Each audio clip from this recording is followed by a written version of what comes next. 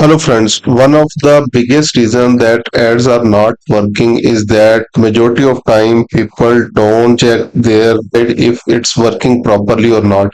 In other words, they don't try to do the user testing of their website.